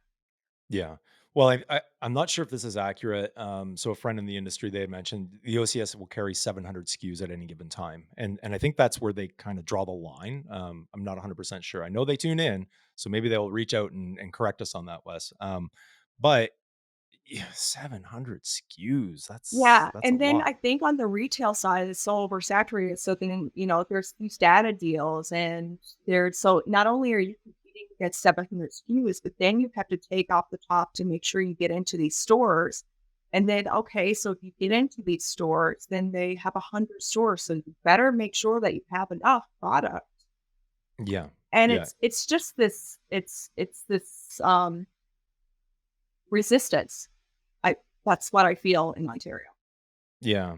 Well, and you talked about, having those two go-to cultivars that you can rely on. Obviously, you're doing as much as you can with those, and some of it goes to Europe. But we've had this, question posed quite a few times to our guests, which is how do you keep up with, so let's say you pop in one of these provinces and it's sold out and the demand is there, but now you're looking at the challenge of, oh my God, we need to rotate our crops. We can't get enough of these ones. That's what they were used to. Do we put this in the bag instead? Because now you've got brands that are doing rotational SKUs and you don't even know what you're getting, which for a lot of cannabis consumers, they love that. But those that want, especially in the medical space or veterans, we know that a lot of individuals, they'll purchase recreational, even though it's for medical, but they want that consistency, right? They want to see that. Are you able to keep up? Like, is that going to be Yeah, a problem? that I'm making sure that it won't be a problem, because with the partners that we continue to create, we're going to make sure that the ones that are working, it's the ones that we'll focus on, if That that makes makes sense. sense. Yeah, no, it So makes total sense. we we want we want our brand to be worldwide, and we want it to be understood how we understand it. And that's the only way we can do it, is to provide that product consistent as possible. And we're not going to do that by mass producing. We're going to do that by finding our people who trust us. I like that. I like that. And how does Oceanic educate across provinces? Because there's a ton of different options, right? PK sessions and yeah. How do Yeah, you so do it? we do PK, and Dylan, God love him. We all wear so many hats. We don't have all these agencies or this or that. Like, we do it ourselves. So I think that it's still really important to engage directly with the retailers and not have these sales agents go in and just, give you a bunch of stuff and this and that. Like, we do, I don't say we, Dylan does tours with them and shows them our crop, and, we'll talk to them like they're humans. Yeah, yeah. Well, that's one of the things I love about Dylan is like you hear a lot of producers, especially plant touching producers, right? Master growers, we'll call them, and they're over the top sometimes about it's this, and Dylan's a little bit more, it's good. And you try it and then you tell me if you agree. That's the vibe I get, which Yeah, is everybody got so that honest. secret sauce this day. Don't like it. It's not. Listen, I'm checking. I'm checking. I can sit here and tell you that it's the best in the world. I can tell you that we got the secret sauce. I can tell you we're doing everything right. But at like this stage of the game, every master grower is doing it right. Everybody's pulling the right tests and they're using the right stuff, and they're given the optimal environment for these cannabis plants. That shouldn't be a question if they're growing it properly or not. But like, it's more so like how you're transferring your education, how your team's getting trained, and how many more people are going to follow that same passion that you have for it. And and like the consistency, I'm commercialized in a sense, but the quality and consistency still truly matters to me. But I do understand the whole business point of it as well. Yeah. But Yeah. No, yeah, that makes I'm sense. not. We see, We sorry, go ahead. definitely we definitely got the grit. It's not. It's just not so much about like I said, genetics separates us now, and like how much passion and how much motivation and like you have to do this every single day. Yeah. Yeah. Well, I mean, you need a reason to get up, right? And depending on what it is, I get the wear a ton of different hats. That's what you have to do, right? If you want to see success, this division and silos within these organizations, we see this, the fuck corporate cannabis a lot. And I'm thinking, I understand the intent of that campaign and what and why that exists across Canada and it especially comes out of BC, but at the end of the day you're a corporation if you're operating within the realm of regulated cannabis in Canada. So I think because I've seen it where you've got craft producers and some of their product is shit. And I've seen extra large facilities with massive output and their cannabis is on point time and time again. And I think it's again comes back to the teams and is it a family environment? Is everyone working together? And that's the thing is that there's so much great cannabis out there, like it's evolved so much, but there's a lot of really good growers, a lot of really good companies out there. But when you're engaging with or selling your product, your brand is your story. And our story is so authentic that people can resonate with it. So we still believe solely on getting in touch with them face to face, and it's great that we can do this face to face, even though it's a computer, but it does feel like we're chatting. Yeah, yeah, for sure. And that's what we love, right? We love being able to share these stories that are behind the brands and the legacy that you've built or are building because they're important. And I forget it might have been Kevin McBride that mentioned this. I forget who it was, Wes, but someone we were speaking with, and they said, 10, 20 years down the line, like if these stories aren't captured, it's all going to be corporate cannabis. And that's literally all it will be. Where, legalization for us out of the gate, it had to become in tune with the craft beer of Canada and what was going on in the US. It's craft. It's, you can get behind it. But again, 10, 20 years into the future, it's Oceanic, it's Canopy, it's whoever these brands are. And we're going to forget and potentially lose, we're going to see them on documentaries on, right. That's the way we'll see these stories being told. So it's important for us to be able to tell these stories. So something that we've been doing that's been really fun and working so far. Wes, I don't know if you have it pulled up, but what Yep. we do is I got every it. week we will pose a question to a guest that was from last week's guest, and then you get to pose one to the next incoming guest, but you don't get to know who it was or is. And last week's guest didn't know who was coming in, and I can't even remember it now. Wes, do you have it? Yep. I Okay, got it so here. go So ahead, go last ahead and week's ask. We're gonna get two different answers, maybe the same, but two different answers because we've got Taylor and Dylan. Yeah, so last week's guest was Kevin McBride over at Kootenay's Finest out of BC. And his question, I think, was more so from you as a consumer more than anything. Do you care about your cannabis product being organic when you're shopping for it? Because when you think about, when you're going to grocery stores and stuff, they have dedicated sections for organic foods and things like that. Is that of a concern for you? Is that a major concern when you're shopping for cannabis? Do you care about organic? Was his question. I can go first if you want. I appreciate organic, but like I know the work that goes into that. I know how much it is like to especially microbial wise, like and how on point you have to be to run a facility organically, and I 100% get it. But for me personally, like um, it's not a must have for me being organic. I'm fine with the salt based nutrients. As long as like, because I mean, like we use salt based cocoa medium instead of rock. We mix the cocoa with the coffee grinds from the store and the root balls from the harvest and send it to a cattle farm. You know what I mean? Like we do what we can, Well, we, but we care. we care 100%. And I mean, I care. I hope somebody does it. I obviously want it to be available for everybody. Every SKU should be there. Every possibility should be there. But in terms of it all being organic, I don't think it defines the best cannabis by any means. That's a good Okay. answer. Thanks. Taylor? Yeah, I mean, I think that as just a general consumer, anything organic seems to be better. But now understanding the nuances of cannabis and whatnot, it's not that I don't care. I do care that it would be organic. I just also appreciate everything else as well.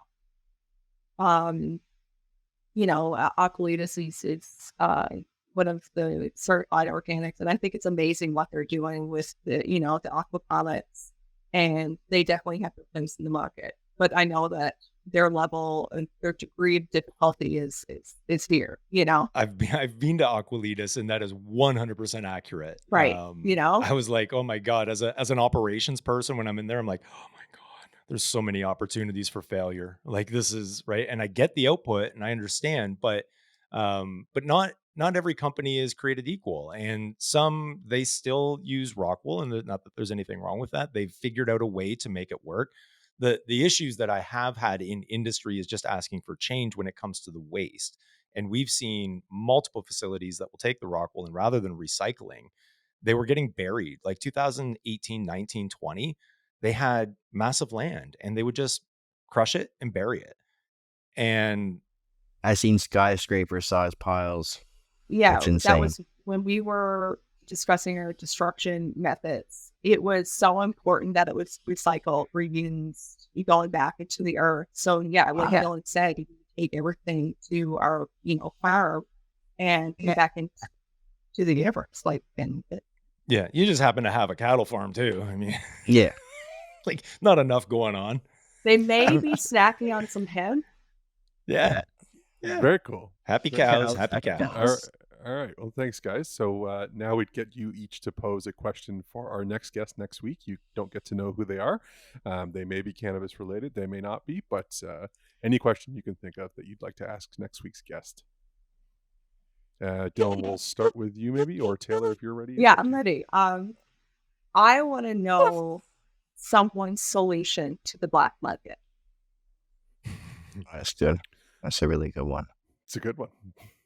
You want to It's a tough one, but you want to stick with that one too, Dillon, and join in on that one, or do you? I do have another one. I like to hear their opinion on indica and sativa, and if they feel that it's important for the consumer to know that it's one or the other, or if they think it's one or the other. You know what I mean? Or more so, I guess the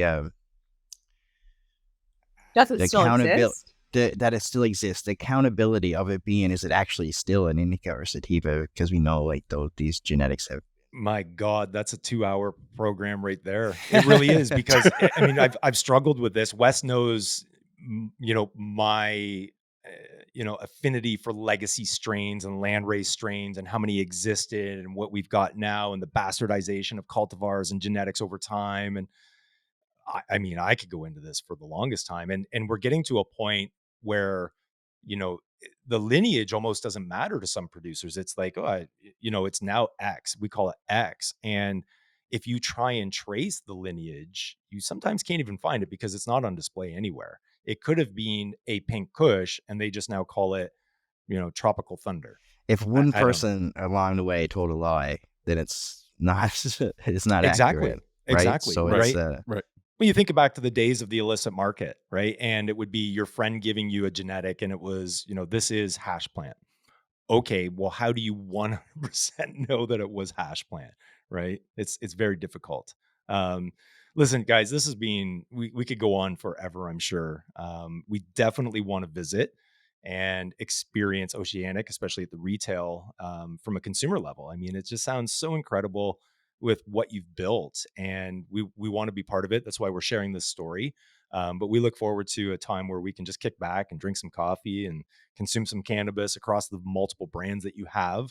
But we do thank you so much for joining Legacies. I know you're busy, and we know it takes time to do this. So we're very grateful that you've joined us. You're welcome. Thank you for having us. Yeah, it was and a pleasure. You can come out whenever you want. Yeah, for sure. We just need to figure it out now. Yeah, we'll put you up in one of the houses. There we go. I can swing a hammer. You let Colin know. I can swing a hammer. I can build a house. You might not get to leave. Yeah, we'll see how my tennis elbow is doing that day. Sorry, Colin. You go have fun. I'll be over here. Anyways, no, it's been a pleasure having you on, and we can't wait to get this story out and share exactly what Oceanic is. Hey everyone, if you're like me, you get overwhelmed by the product selection in this crazy cannabis market. Every 2 weeks, we drop a digital flyer with a curated list or featured products that you'll want to try. Subscribe to our digital flyer at thehighflyer.ca, and you can also check out our historical flyers to see the products that we featured, with a selection that I approve of, and Wes certainly does. Check it out at thehighflyer.ca. Don't you just love those guys? Just is Such a when are you homey vibe. moving? When are you moving to Newfoundland? Yeah. Don't leave me. Yeah, it sounds like that island is the place to be. So we got to get out there. So We got to much we got to going stop on. adding stuff to Stops. this trip because we have too many to make at this point. Well, And listen to this. If there's ever a time we're stuck anywhere in Canada, I'm sure we can make one quick call and couch surf if we ever needed to in a pinch. yeah, no kidding, no kidding. So, But no, I love that vibe that how did Taylor describe it? Scandinavia meets the Maritimes and I forget what it is, but we need to make sure that we show some shots of the interior of some of their retail locations. They're I absolutely will. beautiful. Yeah, I'll add those. I'll overlay those because they're definitely worth a look if you haven't seen them already. Yeah, it's Um, not to say that others aren't. It's no, just it's no. very in tune with the Maritimes and being on the ocean, and they've got 9 locations across Newfoundland. Um, I also really appreciate how clear they were able to communicate the why to having their 3 brands, right? yeah, They have their premium brand, their kind of fun middle of the road brand, and then their yeah, value brand. And I love that that's where they're sticking with things and clear yeah. vision And behind then everything. what a LP of record for 2 others. What was the Method Man's brand? I forget what that's I've got called. it. I'm gonna have And to the go other back one's and listen to the Higgs, and I actual. don't think Taylor mentioned this, but I think Higgs is what's that Higgs dude's is, name? I believe, Higgs is the Harry Styles Harry Styles. associated That's it. brand. Associated, Um, yes. Yeah. associated, yes, yeah. Yeah. Not So the type of individual I normally would relate to cannabis. I'll be honest. I'm not gonna lie. I was with a previous partner, but I saw him live in concert, Oh, yeah? and I'll be totally honest with you. His band is phenomenal. Okay. I'm Um, not even yeah, familiar with his music. I'm yeah. sure if I heard it, I would. Watermelon Oh, that's sugar. that's Yeah, him? Okay, okay. yeah, Thanks a lot, Harry yeah, Styles. I got that that'll be in my head even now again. yeah. No, great, it's great having them on. I just there's this vibe about Oceanic that it fits. I don't know. Well, Yeah. We got to test anyways. that drive through. We got to test that drive through as well. Test the drive-through. I'm going to be on the hunt now throughout Ontario. I think she said that there's a couple SKUs listed here in Ontario. I don't know if they're booty, if they're seaweed. I don't know if they're oceanic, but we'll find it. Also, we need to find where those steaks are sold from that cattle farm. I assume they're meat bred Beef. cattle. Yeah, Um, I'm not they're sure. beef cattle, but if they are, then that's a steak I need to try. I'm just saying. Yeah, I have a feeling if we do make it there, we will make it there. But if we do, we won't want to leave. It No, just seemed too welcoming. But like I say, I can swing a hammer. What are we running? What are we gonna do? yeah, Anyways. I don't have too many ties to Ontario. Maybe it's time for a Yeah, move. of course not. Yeah, you're gonna get another citizenship for Newfoundland now. They have their own, their own little it, country out there. it sounds like it. Yeah, Yeah. yeah. Well, it's been a good episode, that's for sure. Looking forward to next week's guest imposing the indica versus sativa question. Yeah, that's a good and the how to fix the black market. That's a loaded question in its Well, own I as mean, well. come on, like, fuck, we've talked about this before. It ain't easy, right? It It ain't. ain't easy. It's certainly not because of accessible product. That's not going to solve it because we thought that would, but black market Yep. still seems to be thriving. And so before we go as well, I'll just do one quick reminder on the giveaway that we're doing. So Father's Day is coming up. So whether you're a father yourself or you know a father who would love some high flyer swag, drop us a comment in the post that you're about to see. We'll break this out, and you can have the chance to win a nice T-shirt in time for Father's Day. So we'll start drawing after when this clip drops, Tag a and brand. then we'll tag a brand. That's what we're doing, and Tag a then brand. the draw will happen on Father's Day. So Yeah. yeah. Looking forward to that. I need to place an order because my t-shirt brand selection is way low. Oh, well, we'll fix that. We can solve that. We It's could just solve we it. get caught up in the day, right? And then end of day is like, fuck, I meant to do this too. Anyways, thanks for joining, everyone. We'll see you next week.